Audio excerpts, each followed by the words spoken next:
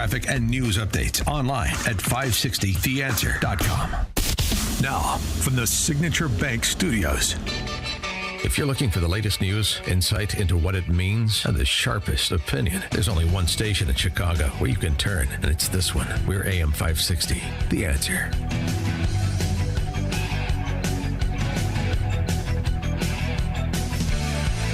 Top of the morning, Dan and Amy. So, news came over the transom about an hour ago that Pope Francis had passed away at the age of 88.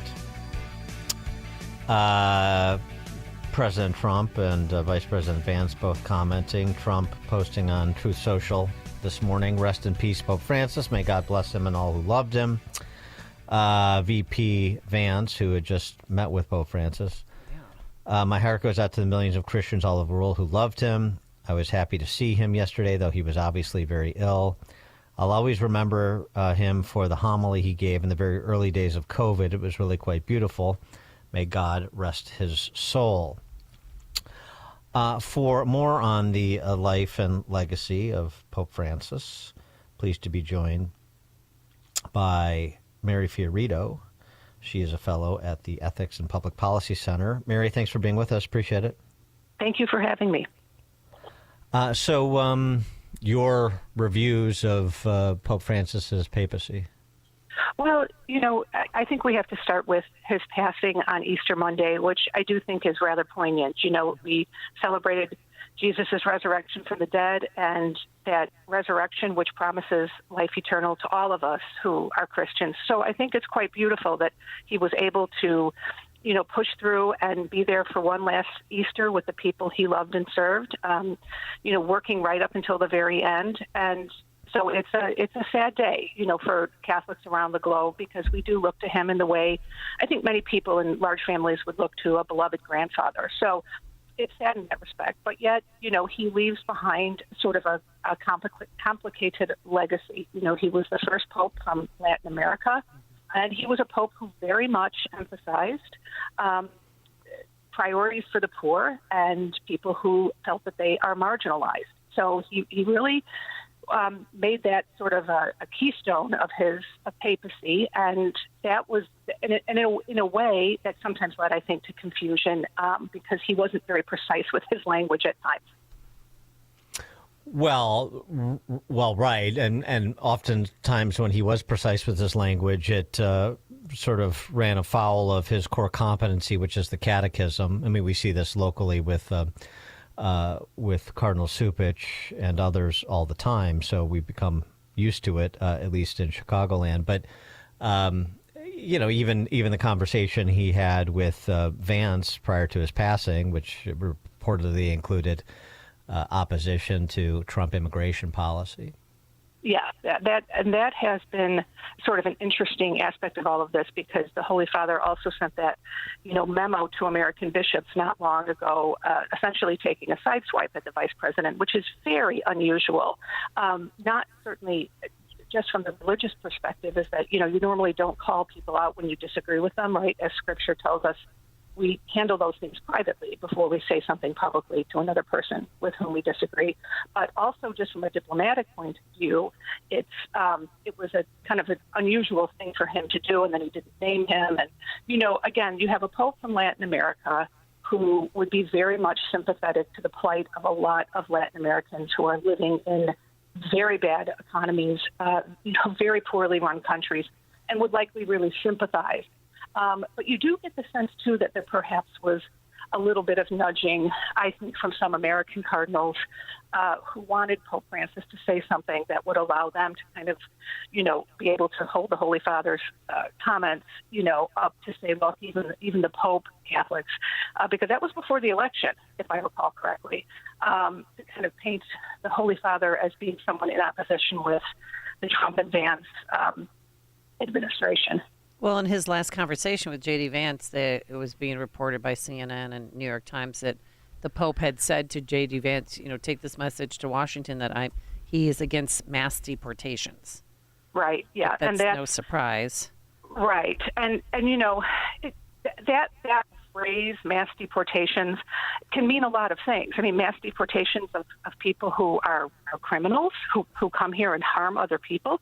He's been very outspoken that, a nation has to have laws. He's been very clear about that. The U.S. bishops have been very clear about that, people must obey the laws of the receiving country, both when they enter here and while they live here. So you can't, just say as if we're just going to throw all civil law to the side now. Obviously, we have to care for migrants, especially people who are legitimate asylum seekers, who are really, and those exist, right? But not to the extent where we just welcome everybody and create chaos like we saw under the Biden administration. Yeah, it would be nice to get. For one, specifically for Pope Francis, it'd be nice, since he is from South America, for him to recognize policies that are actually improving the plight of the quote-unquote marginalized, like what Milei is doing in Argentina, as compared to the despots and the central planners in most of the rest of Latin and South America, who is performing well for their constituents. That's number one. Number two, just the moral clarity on a lot of these salient issues of the day that do relate directly to Catholic instruction when it comes to family, when it comes to biology, the identitarian politics, the gender politics. There were things that he said that were consistent with certainly my understanding when he, for example, he called, and this is, I think prior to his papacy, he called the redefinition of marriage an anthropological regression. So that's moral clarity. But on a lot of these other issues, and with other politicians, ironically, like Biden, who purports to be Catholic, the lack of moral clarity on some of these issues, including but not limited to abortion, was problematic. I mean, that's where it seems to me conservative Catholics, in other words, Catholics, get frustrated is, you're going to weigh in on one issue here, but you're not going to weigh in on these other issues or these other politicians there, and it becomes pretty obvious that it's quite one-sided. Well, yeah, and, he was quite outspoken on abortion. In fact, he called it like hiring a hitman to solve a problem. That was a front-page headline in the New York Times. I think there was a difference in the way particularly secular media would amplify statements like that. But there's absolutely no question. He abhorred abortion. He spoke of that with some frequency. I just don't think it got the headlines that, others did. The New York Times was aghast because when he made that comment, analogizing it to hiring a hitman, he also said, even if a child is sick or disabled, and the New York Times was horrified by that, at least their headline writer was, and said, even of a sick fetus, the Pope is saying it's like hiring a hitman. So he had very strong views on marriage. I have a friend I worked with in the Chicago Archdiocese who had worked for him in the marriage tribunal at the Archdiocese of Buenos Aires, and she said he was quite outspoken when marriage was being redefined, as the quote that you just mentioned now indicates. So, he has kind of a complicated legacy because I think there was an overall consistency in the message somewhere, but he didn't have a precise way of saying things. Thomas Aquinas is said to have stated once, grace builds on nature, and nature in this case was a, very kind of tempestuous South American man, right, who was known for having a temper, right? And you compare that to the nature of Pope Benedict, who was a kind of shy, very scholarly, very brilliant German. You're dealing with two very different personalities, and therefore the way they expressed things was very different as well. What Pope Francis's views on LGBTQ plus? I mean, it was a bit nuanced, but how would you describe it? No, I think, Amy, he tried to see every single human person as a person made in the image and likeness of God who deserved dignity and respect. I think that's kind of where he started. And he wanted not to drive people further away from the church, but to say, yes, you have this particular inclination. That does not mean that God does not love you and that you are not welcome to come to church. So he was trying to walk a very fine line, right? I do believe he upheld the church's teaching in that regard, but he didn't want people to feel like they couldn't come back and seek God's mercy. And I do think, that particular lobby, I think, had somehow convinced him that conservative Catholics wanted to drive gay people from the church, and that we said that they're condemned and they can't go to heaven, all this kind of stuff. And that would sort of make him very angry. And so he would say, no, that very famous quote, todos, todos, todos, everyone is welcome, everyone. But we're welcome on Christ's terms, not on our own terms, on Jesus' terms. So, but he didn't go ahead and say that second part, right? So that led to a little bit of, well, more than a little bit of confusion. But I can see where he would have wanted to make all people know, no, anyone is welcome to come back. Any prodigal son or daughter is welcome in the Father's house. So what happens now?